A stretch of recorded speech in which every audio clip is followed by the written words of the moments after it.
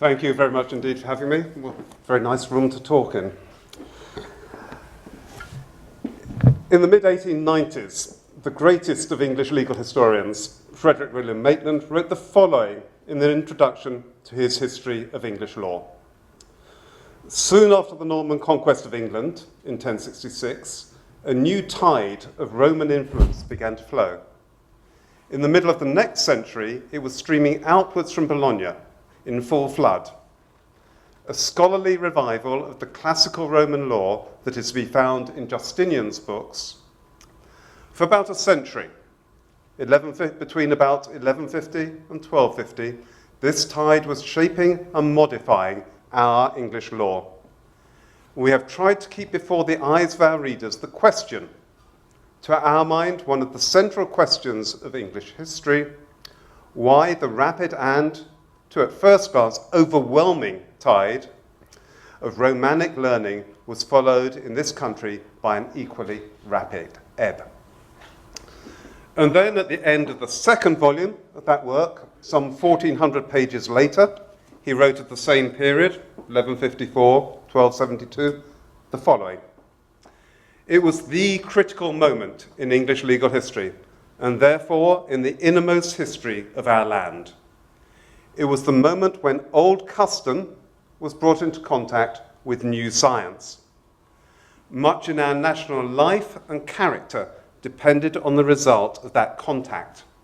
It was a perilous moment. There was the danger of an unintelligent reception of misunderstood and alien institutions. There was the danger of a premature and formless equity. On the other hand, there was the danger of a stubborn refusal to learn from foreigners and the classical past. If that had not been avoided, the crash would have come in the 16th century, and the Englishmen would have been forced to receive, without criticism, what they once despised. Again, we have stood at the parting of the ways of the two most vigorous systems of law that the modern world at the end of the 19th century, has seen, the French and the English. Nor can we part with this age without thinking once more of the permanence of its work. Those few men who were gathered at Westminster in the 13th century were penning writs that would run in the name of kingless commonwealths on the other shore of the Atlantic Ocean. They were making right and wrong for us and for our children. Now, in this lecture, I explore Maitland's attitude to the common law and the civil law traditions. My aim is exposition rather than judgment, to explore and explain rather than to criticize and correct. Given the high standing in which Maitland is held, even by those who disagree with him, the result might be seen as systematic theology rather than historical inquiry. However, I hope to make some contribution to the intellectual and jurisprudential history of the late 19th century, if not to the legal history of the 12th and 13th. For those uninformed who are unfamiliar with Maitland, I begin with a biographical sketch. I then outline what is said on our subject, extending work that Professor Helmholtz published 2 decades ago.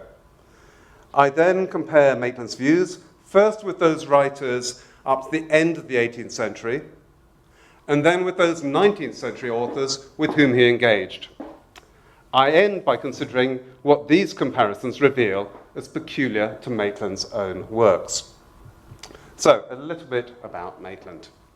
Maitland was born in 1850. This makes him a near contemporary of Oliver Wendell Holmes and of Woodrow Wilson, both of whom he knew, as well as of intellectual figures of the continental Europe, such as Max Weber.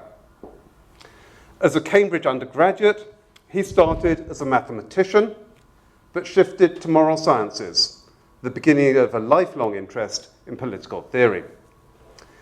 He was tempted to continue with such studies, but perhaps rather surprisingly failed to obtain a research fellowship in Cambridge, and so he became a lawyer. Increasingly during his time in practice, his interest, his hobbies turned to legal history. And in 1884, he was elected to a readership at Cambridge. A professorship followed in 1888, and despite increasing burden of illnesses, he published in remarkable quantity until his premature death in 1906 in the Canary Islands, where he went for his health. And here we have a pilgrim visiting the shrine. His most famous works are The History of English Law, an associated groundbreaking work of legal, social, and statistical history entitled Domesday Book and Beyond, and numerous editions of medieval legal records. His works live on, partly because of the quality of the research and the quality of the arguments, but also because of the quality of the prose. Commemorated uniquely for an academic historian or academic lawyer by a monument in Poets' Corner in Westminster Abbey. So there's his monument, which I think was installed in 2006, I think on the centenary of his death. Maitland might seem a rather austere, a rather establishment figure. Closer study reveals his wit and his unorthodoxy, his at times reluctant radicalism.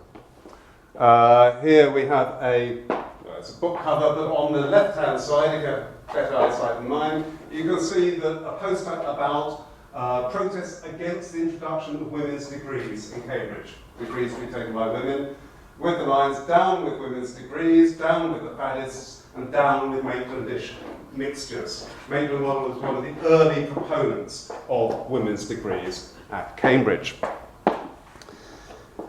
He loved polemic against mindless tradition, and even fellow dons in Cambridge were shocked by his use of the early 18th century History of the Exchequer by Thomas Maddox as a lid for a box in which to keep his pet monkey. His menagerie also included dogs, parakeets, and meerkats. So there you have the standard picture of him as an austere, probably early Edwardian figure.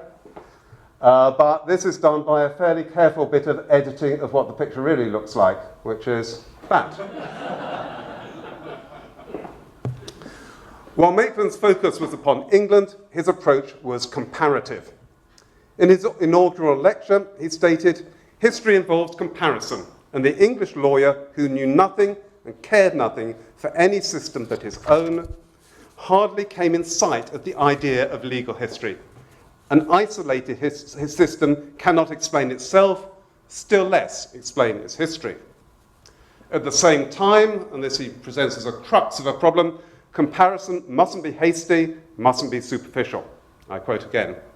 "We must know in isolation the things that are to be compared before we compare them. Englishmen should abandon their traditional belief that from all time the continental nations have been ruled by the civil law. They should learn how slowly the renovated Roman doctrines worked its way into the jurisprudence of the Parliament of Paris. How long deferred was the practical reception of Roman law in Germany. How exceedingly like our common law once was to a French coutume. This will give them an intenser interest in their own history." Maitland himself claimed to be ignorant of Roman law, but his claims were much exaggerated, certainly with regard to the law up to and including the time of Justinian. Regarding the medieval learned laws, Roman and canon, sometimes referred to jointly as the jus commune, the limits of his knowledge may have been more significant. So my concern today isn't primarily on Maitland's assessment of how these learned laws may have influenced the development of medieval English law. Rather, I focus on his wider attitudes to the common law and civil law traditions, and in particular upon what Professor Helmholtz has called the language of contest. Maitland presented English law as having been under attack from what he calls the assaults of Roman jurisprudence. There was danger of what he refers to as obliteration. And he used such metaphors not only regarding England. The 16th century, he says, was the time when Roman law was driving German law out of Germany, or forcing it to conceal itself in humble forms and obscure corners. Often he referred to such laws as Byzantine law, associating it not with republican or even imperial Rome, but with the 6th century emperor based in Constantinople, Justinian.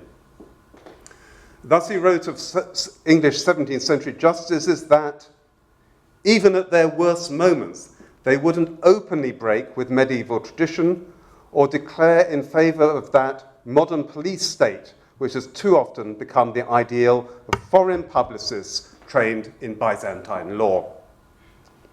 In particular, imperial legislation, preserved within the Corpus Juris Romani in the Code and the novels, may have presented the greatest danger.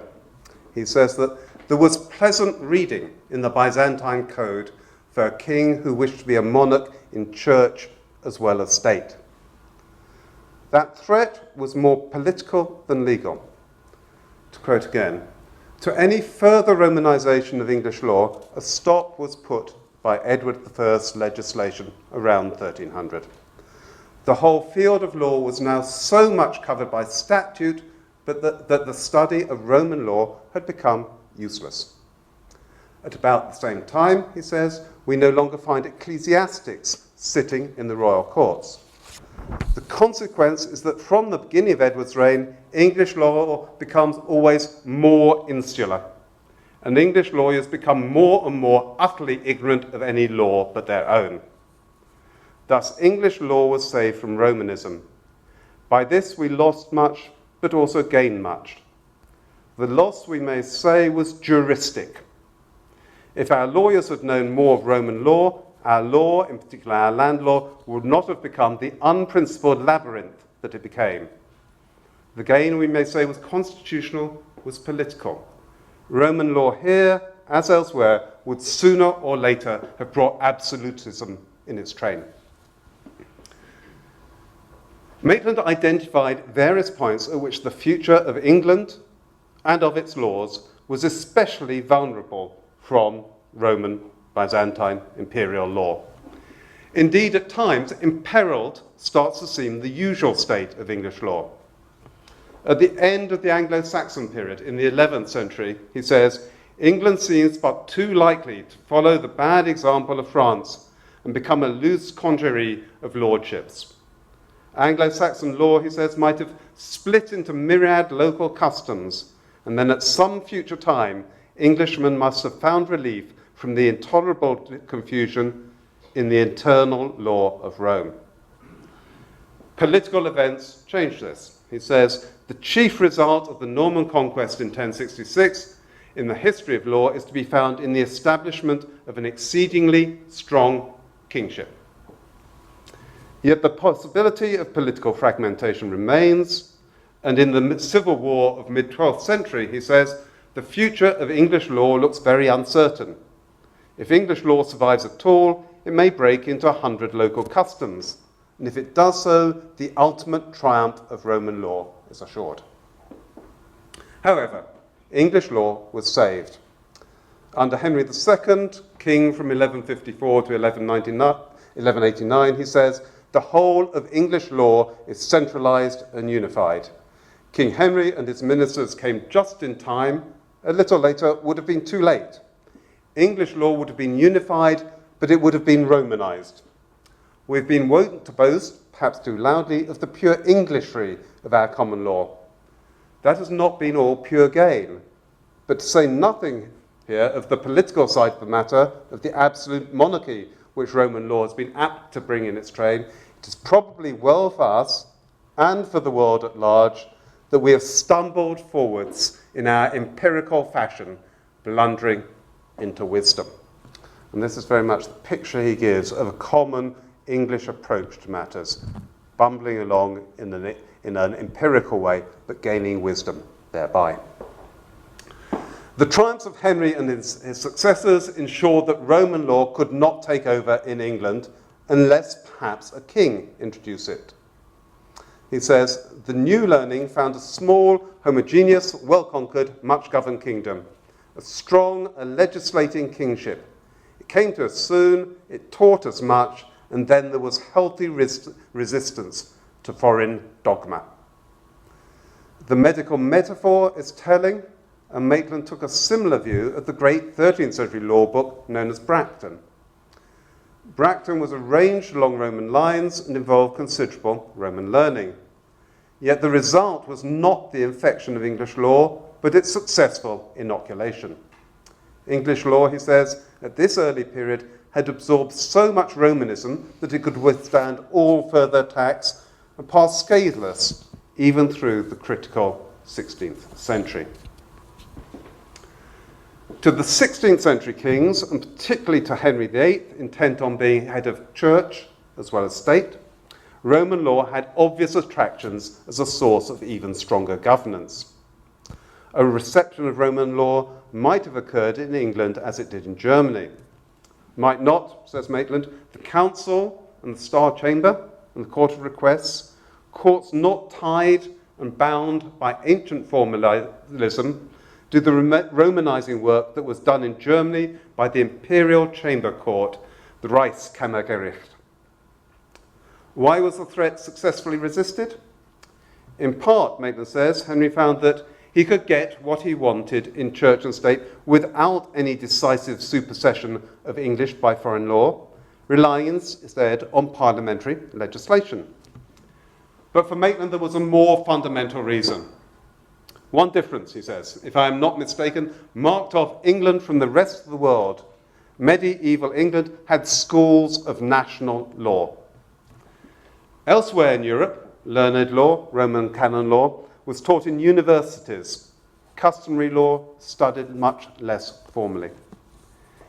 In England, the legal profession were educated academically, scholastically is the word that Maitland uses, outside the universities, in the Inns of Court in London. He says, the work that was done by the legal faculties at Oxford and Cambridge, where civil law was taught, is slight when compared with the inestimable services to the cause of national continuity by the schools of English law which grew within the Inns of Court. By the second half of the 16th century, the threat of civil law had disappeared forever, except in the eyes of various people promoting British exit from the EU, who claim that it is a major threat that European law would have taken over in Britain. I noted the Union Jack on the poster for this lecture. They would be pleased with that. So, at that point, common law's survival in the second half of the 16th century might have seemed a little local matter. But it became truly significant for another unconnected reason. He writes, the system which in 1601 prevailed in the southern half of a small island has then spread outwards until it has become the greatest system that the world has known. Okay, so there's an outline of what Maitland says. Hostility to the invasive influence of Roman and canon law had a long history before Maitland's time. In the mid-12th century, King Stephen reportedly silenced the Roman and canon lawyer Vacarius. In 1234, an order prohibited the teaching of the leges, probably Roman law, in the London schools. In the same decade, confronted with the demand that England conform to the church law that subsequent marriage of parents legitimised children previously born out of wedlock, the barons of England responded that we do not wish to change the laws of England. None of these instances need involve an equation of civil law with absolutism or tyranny. For the beginning of that tradition, we look best at Sir John Fortescue and his work concerning the praises of the laws of England, written for an exiled English prince around 1470. Fortescue asked the question, which are the best laws, English or civil? His answer, and it's not even really worth having a pregnant pause here, his answer, the English. In part, this was because of their age. There was a continuity of custom from pre-Roman times, making English laws the most rooted in antiquity and therefore the best, even compared with Roman. Still more important was their link to the form of government, what we would call their constitutional aspect. The English king ruled politically with the consent of his people, rather than just royally. In contrast to the Roman maxim, what pleases the prince has the force of law, Fortescue says that the king himself is not able to change the laws without the assent of his subjects, so that ruled by laws that they themselves desire, they freely enjoy their goods, and it is spoiled neither by their own king nor any others. It was clear to Fortescue why some unnamed English kings liked the civil laws. They wanted to rule only royally, not politically. Fortescue provides two sections of sustained comparison between English and civil laws. The first contains what become the core arguments in preference for the common law up to this day. Arguments such as, well, these are them: jury trial, absence of torture, problems of bringing cases in civil law, and English law's avoidance of harsh injustice. Fortescue uses the phrase, it's better to acquit 20 guilty men than execute a single innocent one. The second contains a variety of other points, as well as the useful rhetorical hint that the author could have included more, but simply chose not to. Significant amongst those that he does mention is the teaching of law in the Inns of Court, rather than in the universities. The next figure of similar stature in our whistle-stop tour was writing almost exactly 3 centuries later, William Blackstone and his commentaries on the law of England. He contrasts England and its laws with the situation in continental Europe, which he associates with civil law. He writes that the idea and practice of this political or civil liberty flourish in their highest figure in England, where it falls little short of perfection. The legislature and, of course, the laws of England being peculiarly adapted to the preservation of this inestimable blessing, even in the meanest subject. Very different from the modern constitutions of other states on the continent of Europe and from the genius of imperial law, which in general are calculated to vest an arbitrary and despotic power of controlling the actions of the subject in the prince or in a few grandees. Now, when dealing with Roman law and canon law, church law, for their own sake, Blackstone could adopt a quite neutral tone, and on occasion seems to express a preference for particular aspects of English law. He points out the ambivalence of Roman lawyers as to whether laws are subject to the prince or the prince to laws.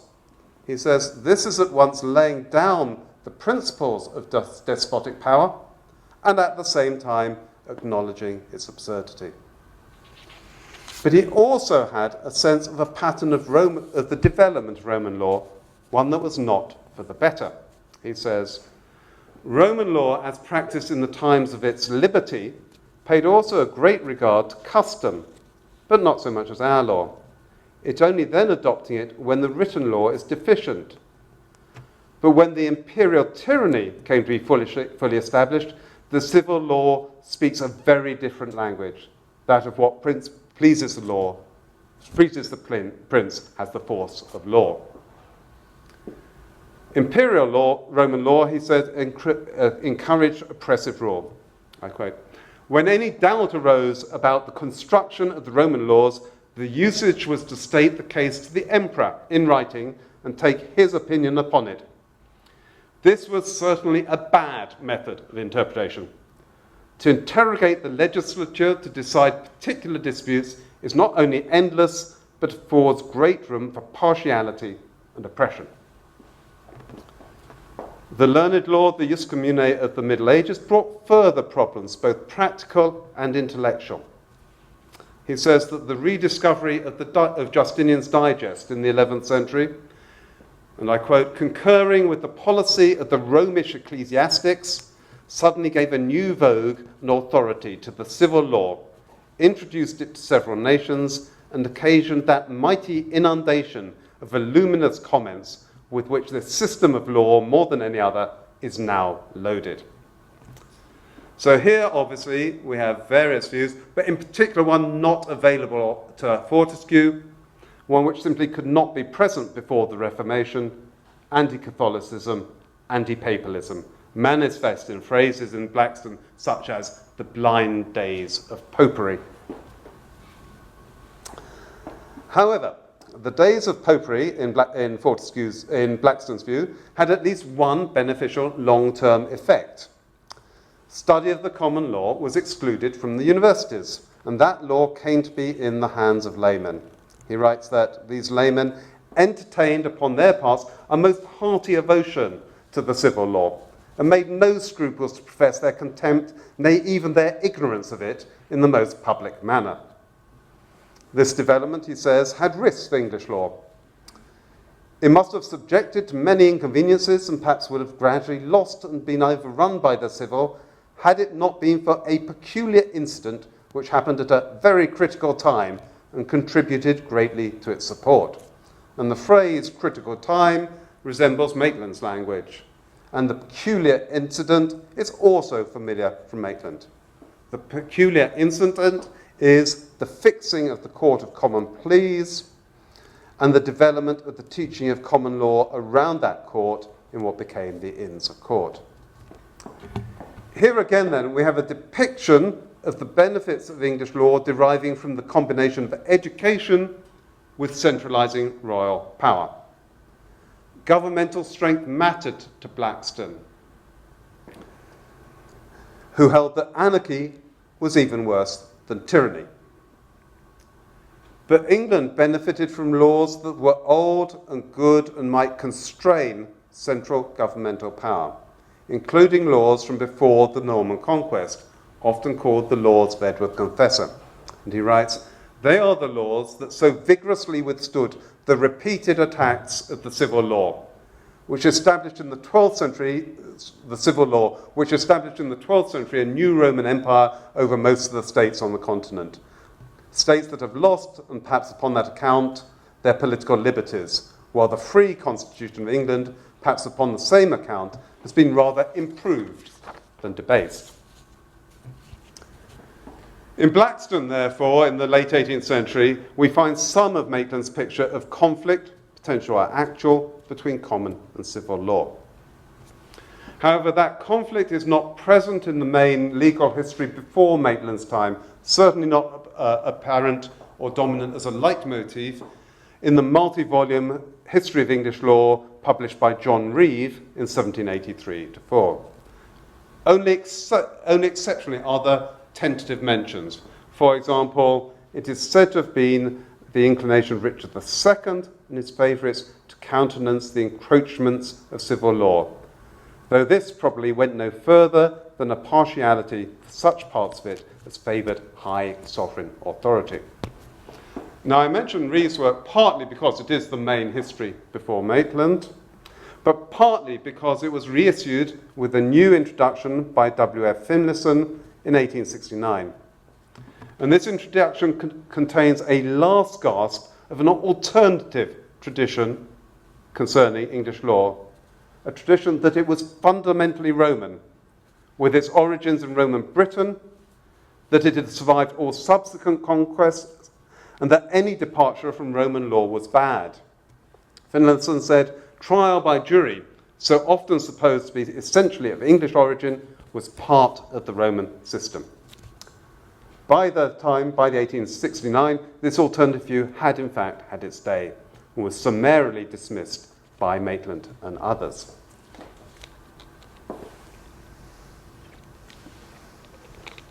Okay, let's now consider positions taken by those who were closer to being Maitland's contemporaries, and those whose works he engaged with either positively or negatively. To begin with John Austin, often seen as a founder of legal positivism.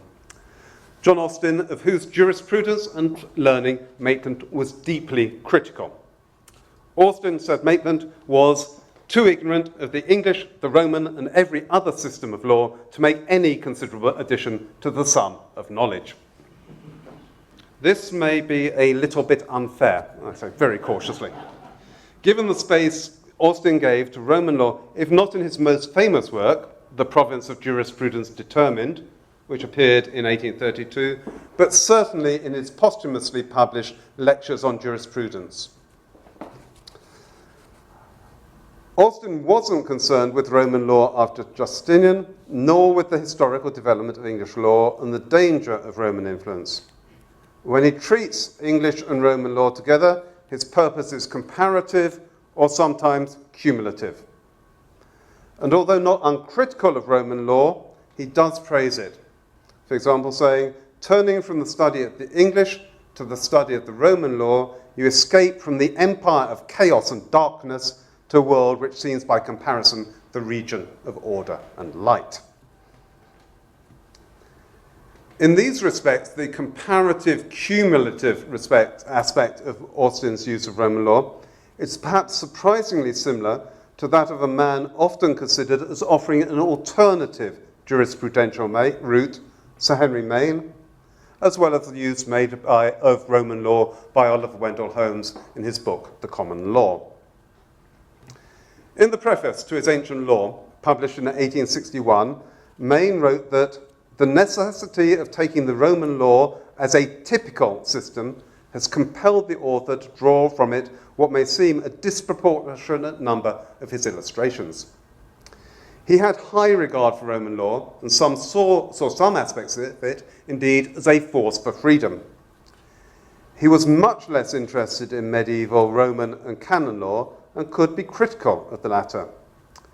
He could contrast Roman and English law. He says that the theoretical descent of Roman jurisprudence from a code, the theoretical ascription of English law to immemorial unwritten tradition, were the chief reasons why the development of their system differed from the development of ours. Yet his argument that what he called progressive societies and their law, developed through a series of consistent stages, encouraged concentration not on difference but on similarity.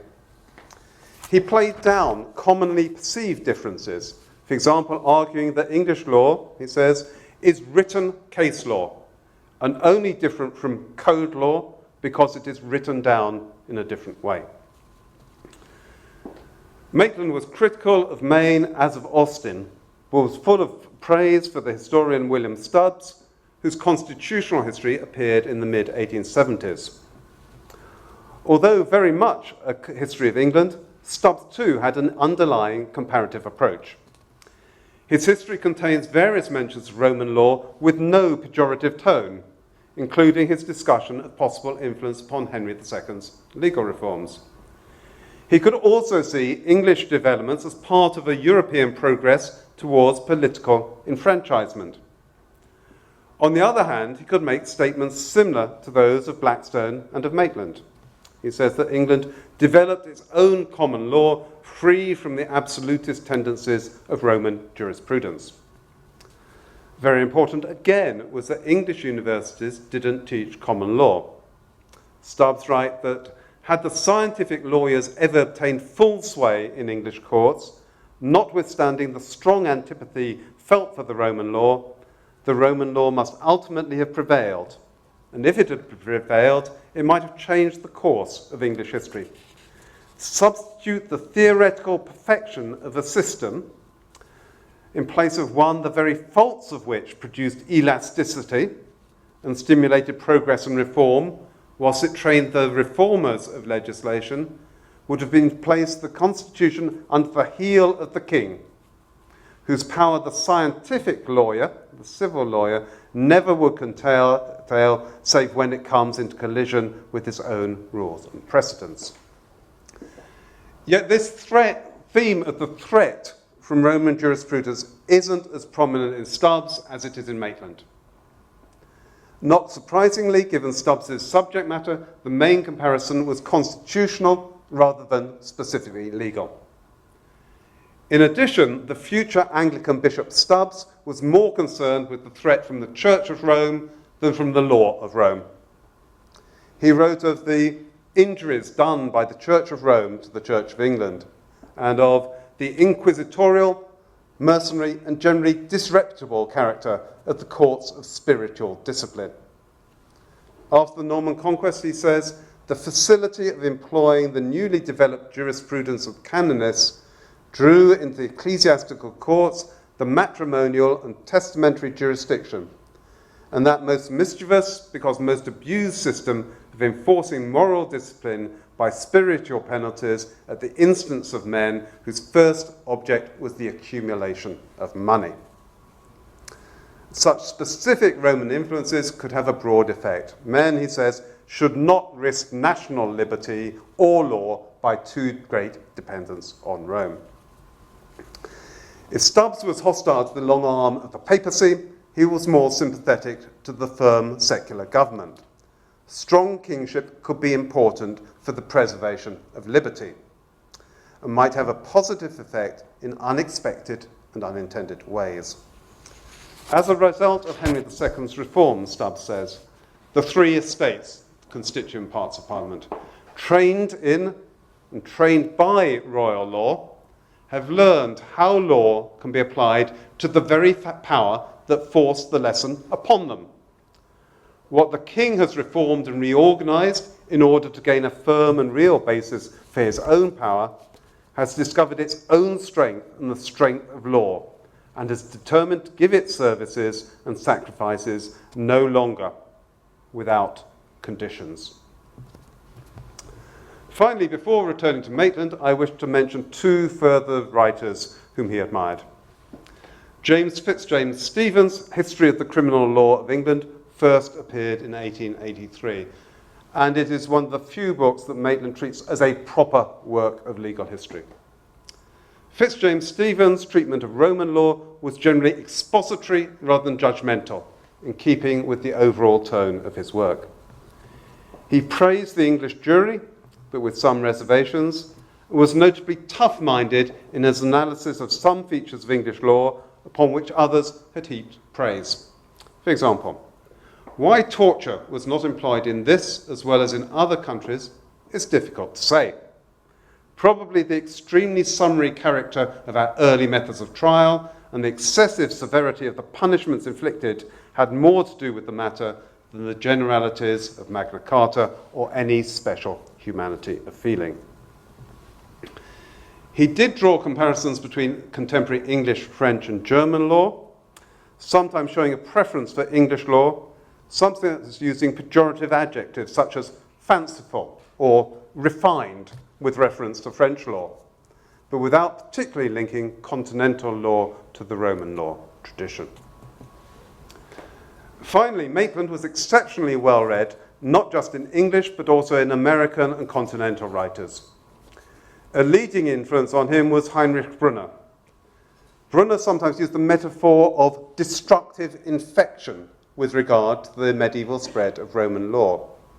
In England, according to Brunner, a small early dose of Roman learning acted as what he called a prophylactic injection, which prevented the later full-scale infection that occurred in Germany with the reception of Roman law. Right. The preceding survey has thus revealed several similarities to Maitland's views, especially in those of Blackstone, Stubbs, and Brunner. But there were also differences. Firstly, Maitland's work did not display the same strength of religious or confessional feeling as Mark Blackstone's or Stubbs's writing. Even some of his references to aspects of papal and canonical activity that had provoked hostility in others may have a playfulness in their critical tone. For example, he says, the Theodosian Code contained many things that the barbarians had better not have read. Bloody laws against heretics, for example. Is that stray towards that humorous? Is the tongue-in-cheek element making a serious point or a lightening one? Such fits with Maitland's lack of religious commitments. Thus he wrote that far from being an advocate of one of two churches, the Roman or the English, I am a dissenter from both and from other churches. Of greater concern to Maitland than religious controversy was the long-term effect of the ecclesiastical courts upon the substance of the common law.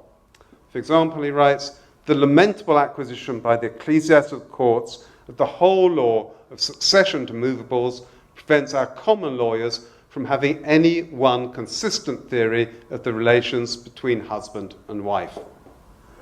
Arguably, to Maitland, the complex threat from Roman law replaced the simpler threat from the Roman Church would have been a familiar part of English historical narrative.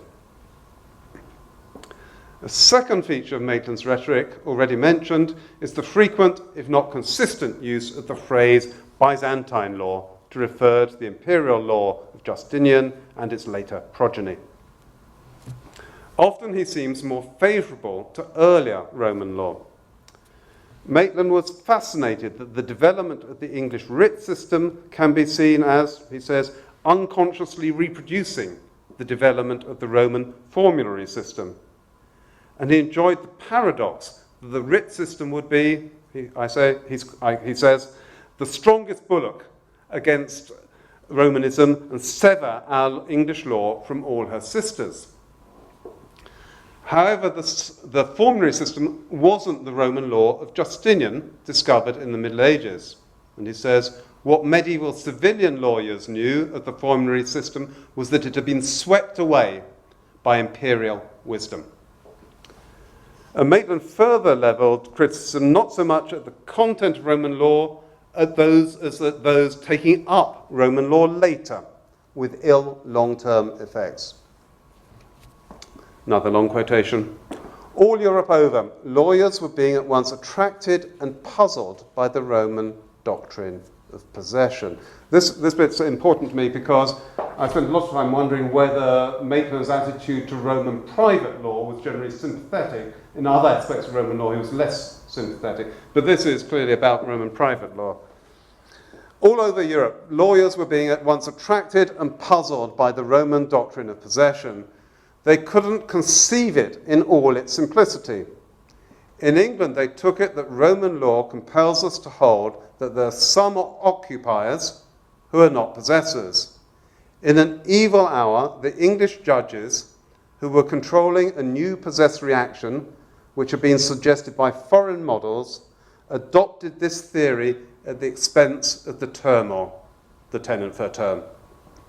English law for 6 centuries and more will rue this youthful flirtation with Romanism.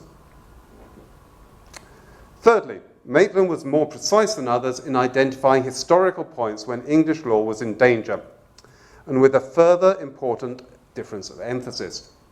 Most earlier writers had specified the dangerous moments when strong kings were seeking further to strengthen their position. Maitland, though, was different in highlighting vulnerability through political weakness, most notably in the late Anglo-Saxon period and the mid-12th century. Why this difference of emphasis? In part, it was because the tradition of comparison from Fortescue onwards was with France, where kings had used civil law and civil lawyers to elevate their position. For Maitland, equally important was comparison with Germany, where political fragmentation was followed by a reception of Roman law at the end of the Middle Ages.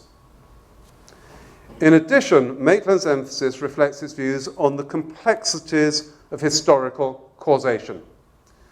Political developments at one point could be necessary, although not sufficient, causes of legal developments centuries later. There's therefore no contradiction between Maitland's emphasis on England's danger in the 11th and 12th century to the law that was developing in Europe, and his equally emphasis that Roman law's influence on the continent in practice was slower than many had made out. Okay, of these 3 arguments, I'm convinced, but worries remain. The first, again, is about historical causation. We have seen that Maitland associated Byzantine law with a tendency to tyranny or absolutism, but he never explored that association in detail. On the one occasion he was invited to do so that we know about, he refused, and on interesting grounds. Asked to write a chapter on the early modern German reception of Roman law, he responded, "I've seen just enough to know that the subject, if it's to be made interesting, is beset by enormous difficulties. For instance, the writer would be expected to say whether Roman law really harmed the peasantry, and that is a matter about which I dare not give any opinion. No one ought to have any opinion about it who does not know the economic position of the German peasants before and after the reception. And even such a one would be in great danger of arguing from post to propter, from afterwards to therefore, if he didn't know England and France also. Identical cautions might have been expressed about the direct association of civil law and absolutism. As Maitland wrote of England, if there had been a reception, well, I haven't the power to guess, and you haven't the power to hear what would have happened. But I think we should have had to rewrite a great deal of history. The profit and loss account would be a long affair. I make no attempt to state it. Finally, I have a remaining worry that Maitland thought, or perhaps subconsciously felt, that there was some future potential danger within the very nature of Roman law, even before its association with imperial aspiration or its association with Justinian. Maitland saw common law, at least in its creative phases, as not just different from, but also better than Roman law. One may wonder whether Maitland was worried that Roman law was more rule-bound, more inflexibly devoted to reason than was common law, and that these characteristics had potential dangers. Now, in this he may have been mistaken, not just about the Roman period, but also about the medieval jus commune, particularly with his focus in that period on law in books rather than law in action, very different from his immersion in the records of the English medieval royal courts. As Professor Helmholtz has written, Maitland's argument concerning the binding nature of Roman canon law upon late medieval England was conducted with anachronistic assumption that the medieval jus commune fit the juristic tenets of legal positivism, or at any rate those of the Council of Trent. However, overemphasis on rationality and efficiency certainly worried Maitland, be it in the arguments of Jeremy Bentham or in civil law. Thus he wrote of law in the Tudor and Stuart period that a simpler, a more rational, a more elegant system would have been an apt instrument of despotic rule.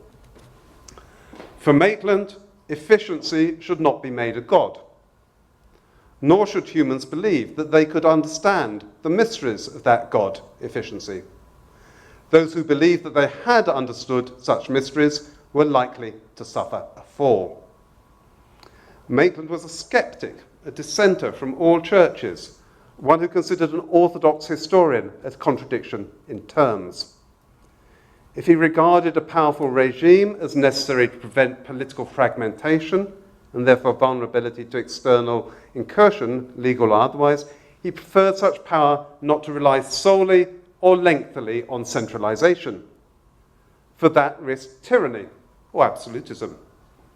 As he wrote of the medieval church, there was no handy precedent for federal state. There was a precedent both handy and imposing for a universal and an absolutely unified monarchy. He vacillated between a desire for reform and intellectual clarity on the one hand, and an acceptance that muddling through might carry fewer risks.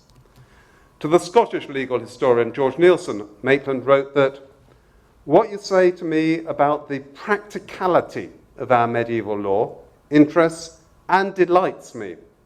I've lately been amongst the canonists, and the more I see of them, the better I think of our homely system, which is marvellously free of that medieval light-headed frivolity of which you write so well." But muddling through could go too far. Of the English law of real property around 1900, he wrote that, "It seems to me to be full of rules which no one would enact nowadays unless he were in a lunatic asylum. And surely that should be the test. Would you enact that rule nowadays? Can you conceive that any sane man would enact that rule nowadays?"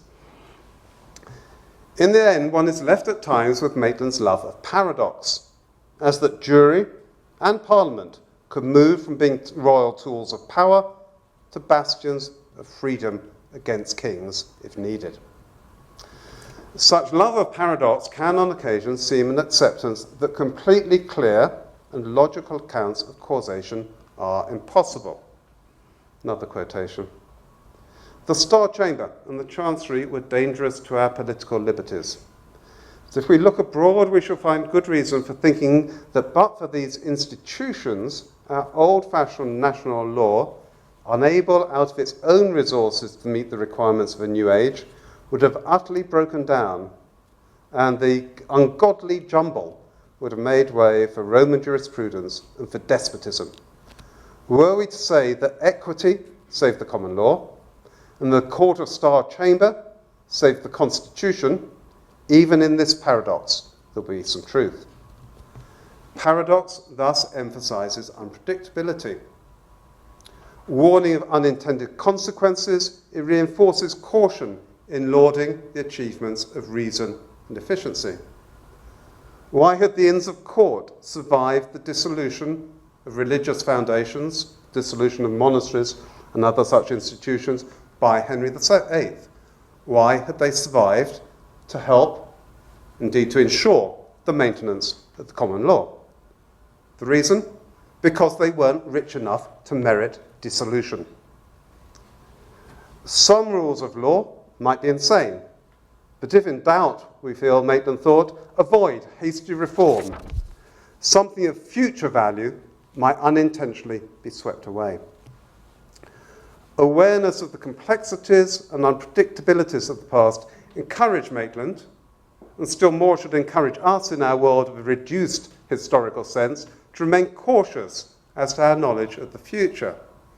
Hindsight breeds confidence, but, Maitland warned, we should always be aware that what now lies in the past once lay in the future. Thank you very much.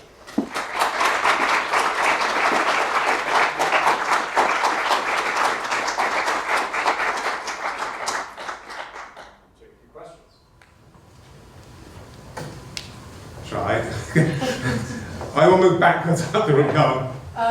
So a question about judicial review, I guess Maitland, or sort of Maitland's gloss on those earlier scholars, because I think Blackstone in particular would have said it's antithetical to the common law. And then of course you have British North Americans like John Adams thinking those two go together, contra sort of the despotism of the British crown as he sees it at the time. So does Maitland give us any insight into that, or how to think about it, or is it all, again, the political constitutional fight? I can't think of Maitland anywhere saying anything about judicial review.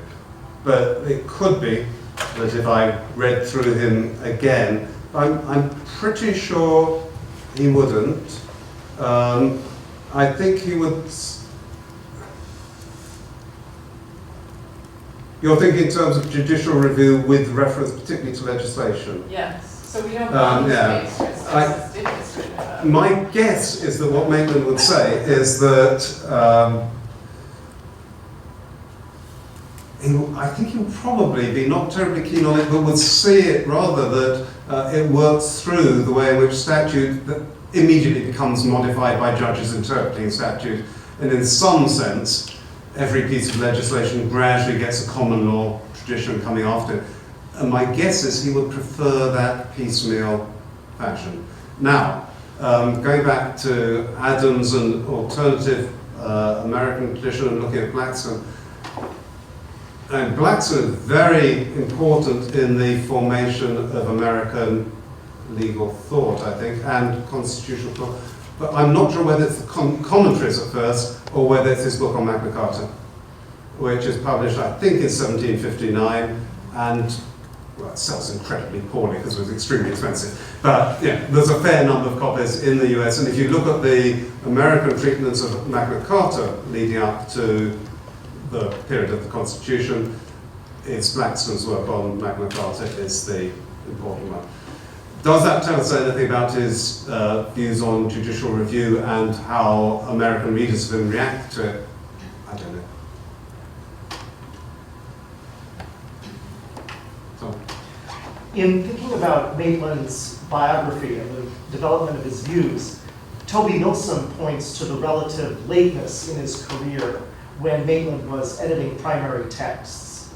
And I wondered if you thought, what you thought about that and how that might have affected Maitland's views. In other words, if he had edited primary texts earlier in his career, would he have the same views about the relationship between common law and civil law and the danger of infection at various points in English history? Think of his Reed lecture. If his own intellectual biography had been different. The Milson point isn't that he turns to editing records late in his career. Maitland starts off editing records before he does anything else. Milson's point is that he starts editing yearbooks as opposed to royal court records late in his career, and that leads him to have a different focus in terms of interest in forms of lawyers' arguments rather than in judicial proceedings. That's one element of it. Now, before he moves to Cambridge, he is editing, in particular, two sets of records. One is judicial proceedings from visitation of royal justices into Gloucestershire in 1220 to 21. And his interest in that partly is as a source for social history. The other thing that he is editing is Bracton's notebook. And that gets him interested in Bracton very early on. Bracton is the hypothetical author of the big 13th century treatise on English law, and it goes under his name. And it has a Roman arrangement and a large amount of Roman law in it, acquired partly from late 12th, early 13th century continental texts rather than directly from Byzantine. He is also the putative collector of a set of royal cases, a royal court cases called Bracton's Notebook. And the distinction between the records of the King's Court that he is collecting from, that Bracton is collecting from, and what Maitland sees in the treatise, that sets him worrying about the importance of Roman law in 13th century England. So it's the question of what records he is editing when clearly does matter. I guess one question about, as it were, the past leading up to Maitland, and one about the future, right? And the question about the past is one that you've, I guess, already anticipated slightly in your reference to the formulary system, right? Because most of the characters that you were discussing have a vision of the Roman law system essentially as a university system, as it's essentially describable as a reception of the digest. But surely by the end of the 16th century, alternative versions of Roman legal history are available. Right, by 1583, you have your first substantial printed edition of surviving statutes in Antonio Augustine.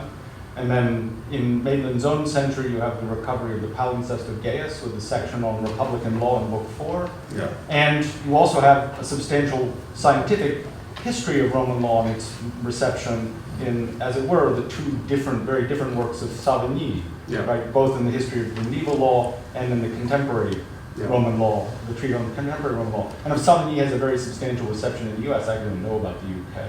Maitland and Savigny's work well. Yeah. And so, there are is any of this, I mean, so that there are all sorts of different ways of writing Roman law, and some of them are being taken up, particularly on the basis of statute that look very, very different. But does this have any, so that's one, is about these alternative ways of writing Roman law, which are becoming more available and more scientific as you reach Maitland's own day. So that's one. And then about the future and the immediate next generation, I suppose, right? You have people who write essentially essentially purely comparative works, like Buckland. Buckland's comparison, the book, the Civil Law and Common Law book, come out the year of Maitland's death, probably, something around that.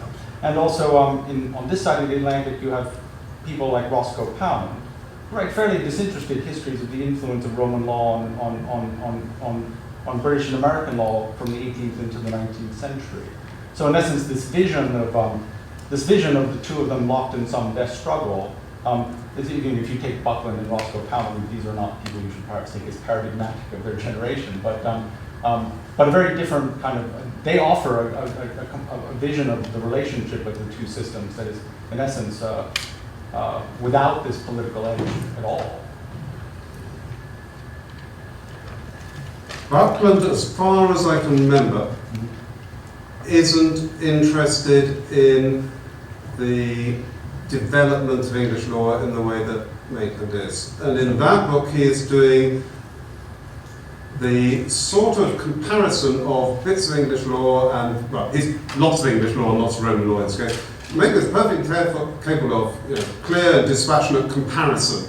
But what he is interested in is the possible effect of Roman law on the development of English law. So he's asking multiple questions. And this language of contest maybe he's infected by what people have said before, that he clearly thinks that it is very important for the development of English law. I don't think Maitland is particularly interested for its own sake in the historical development of Roman law, save in the sense that Maitland was interested in everything. Yeah. And you will get a letter from Maitland to, I can't remember, probably learned German Roman law historian, or Roman lawyer, Roman law historian, and Maitland will say, I don't know anything about this, but the next 6 pages, with quite a lot of secondary literature and a pretty large amount of citation of Roman law.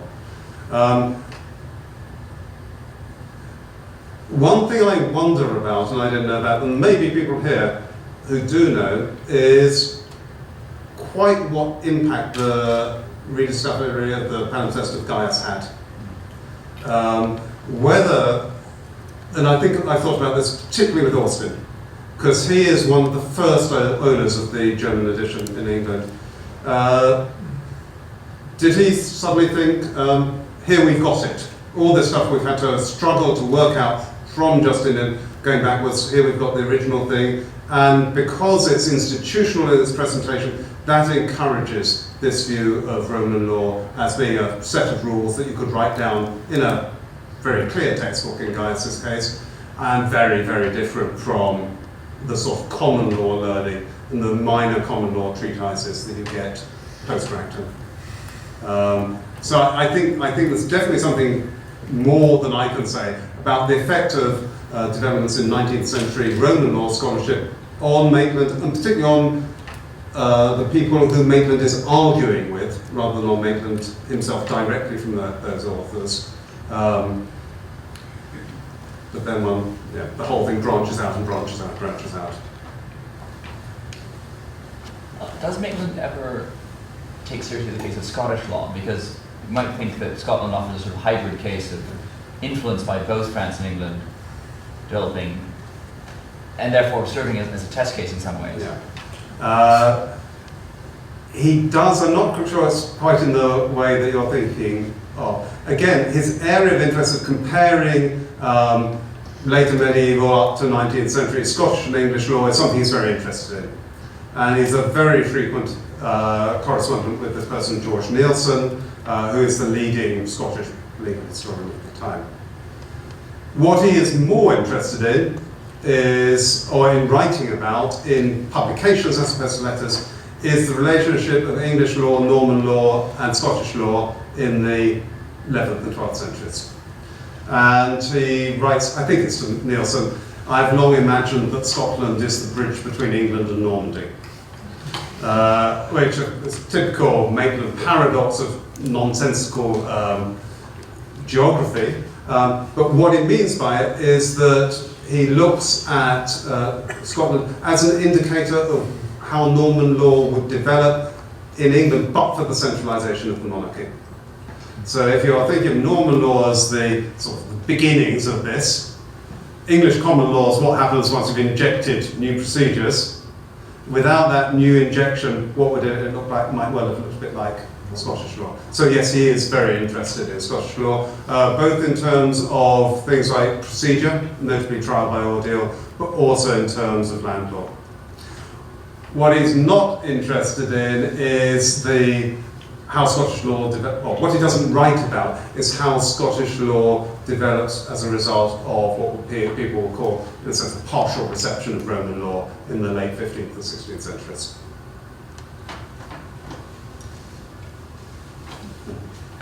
How important for your story, at least by the 19th century, when Maitland is writing, is anti-Catholicism? Because it seems like Maitland seems to combine Roman law, canon law. We talk about popery. Yeah. Is that part of his story, or is that just not part of it? It was one of the things that I was thinking about and developed as a thought during this, whether this sort of tick of there's always a threat from Roman law is a secularized version of the traditional English Protestant narrative. And sometimes I think that is there, and certainly the phraseology is important. But I think that he looks at this completely dispassionately in religious terms. He has a famous debate with Stubbs, who I mentioned, about the degree of influence of the Roman Church on medieval English Church, notably on whether papal canon law was binding in England. And one of the traditional English views was that the English Church, in some sense, was separate from Rome even before the Reformation. And this, to some extent, gets enshrined in a report of church commissioners prior to Maitland writing about this issue. And what he says, he started looking into this issue, and he just found that the evidence didn't match the received view. And it is put across as a purely historical point. So I think there may be some, in terms of the structuring of the narrative and the rhetoric, there may be an effect, but not the religious side of it. Sorry, did you have a question? And then Yes. Maitland spent most of his time when he wrote about English law, writing about English land law, English writs, and so forth, which obviously had a kind of a local origin of necessity. I'm just curious, as your view is, how much of the sort of intellectual understanding of these particular areas Maitland derived from looking at analogous Roman institutions like Usacopio and things of that sort. I don't think I've seen much one way or another on that. And I'm just curious as to whether or not there was any kind of saying, we have this problem about the instability of possession. They have the problem with the instability of possession. We're going to learn something from them about the way in which we do it. I don't think that's the way in which he works. Am I wrong about that? I think it's certainly not the way in which he writes. I'm not... I don't know. I mean, when you go back to his very first published article, which involves some history, is an article in the Westminster Review in 1879 called The Law of Real Property, which I recommend to everyone. It's extremely funny, despite its title. And there he is criticizing the English law of real property, and he's explaining why there is a major mess. And the particular concerns, one of which is the relationship of female property holding or women's ownership. The other is which is the separation of law for movables and immovables. And he explains those both by the separation off of the ecclesiastical courts, and his sense that there should be a more rational system is definitely based on an awareness of what the Roman law was, as well as what the continental law was. But, a bit as an answer to that question, Maitland isn't writing comparative, he isn't writing system comparative law. He is writing possibly historically, chronologically comparative law. Had he gone on, had he not become a legal historian and gone on writing articles on how we should reform our law, I think he might well have done sustained comparison with Roman law, because clearly on lots of issues of private law, he thinks that English law is a mess. Roman law is much clearer. We should have something clearer, not necessarily adopting Roman practices, but being informed by them. But was there any, for example, to be somewhat a little bit late, he wrote all these famous articles about season of chattels and stuff like that. I don't recall much Roman influence in those articles either, though it's been sometimes since I've read them. There's quite a lot on medieval civilian stuff, because his interest is, some of you will know, some of you probably won't know, that certainly in developed common law, people refer to seizin of land and possession of movables. Possession of chattels. And Maitland looked at the later medieval English records and found there were actually quite a lot of references to seizin of chattels.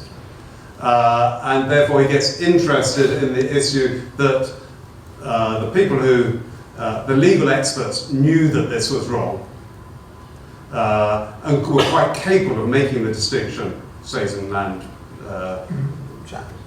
possession of chattels, but it doesn't always come through in the court records and so on. And then a lot of it is the articles on seizin derived from Blackstone and him trying to explain why Blackstone says what he says, how much of it is Roman or derived from Atzo or whoever, rather than representing the law of his time. So, again, I think his interest there, I think, is very much comparing medieval Roman law and common law, rather than comparing ancient common law. Ancient Roman law. And again, it's this, he's looking for historical causation rather than systematic comparison of legal points.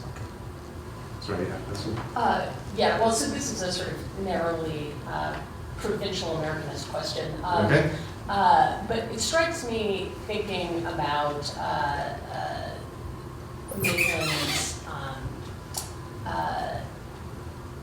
celebration of the complexity of the writ system, how out of step it is with the critique of that sort of complexity that was happening contemporaneously and a bit later in the United States. So Count would be an example of this, the class dimensions of having an inaccessible system and so forth. And it makes me wonder if what he sees as the bulwark against a sort of autocracy is the lawyers, right? So, looking backwards to a sort of Tocquevillian read on what the common law does, or what the common law system does, is it creates a society where lawyers are serving in that sort of intermediary role. Yeah. And so does he say much about lawyers? I mean, certainly the way you describe the court and the sort of contrast to what's going on in the university suggests that maybe he thinks there's a role of that kind, but this is, Can I take that in bits? First of all, the writ system, and you talked about the celebration of the complexities of it. I don't think he does celebrate the complexities of it. I may be wrong. I think he celebrates the initial simplicity of it, and then, but doesn't like the fossilization of it and the multiplication of it and the sort of huge paraphernalia of learning that goes on.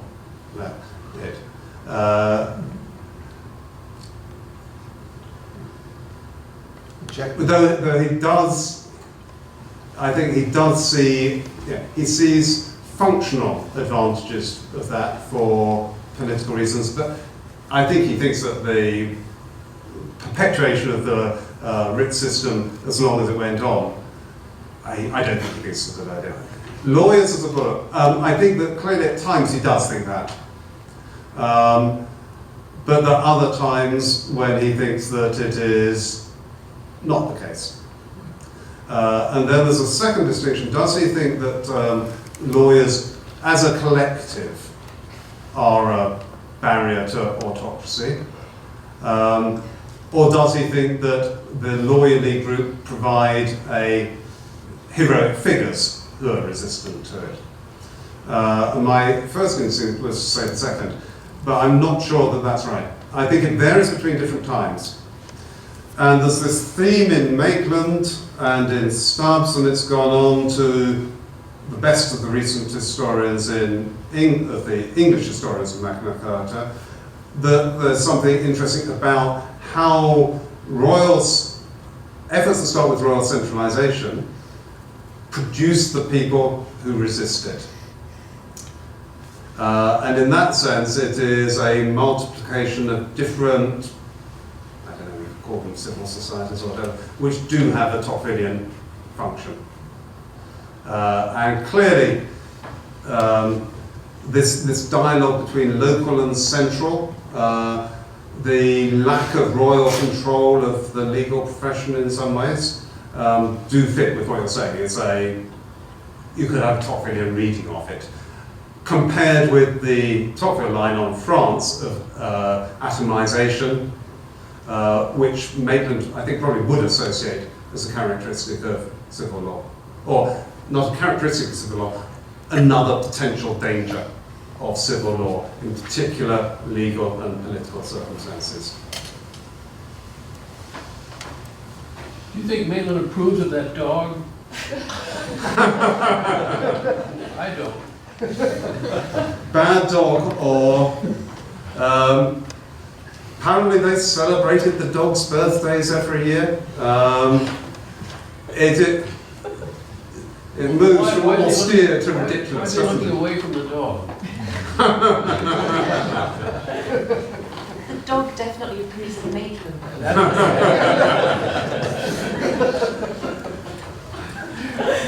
Well, there'll be no question of the historical causation of reaching the end of a lecture and proceeding to the reception in the hallway. So, please join me in thanking.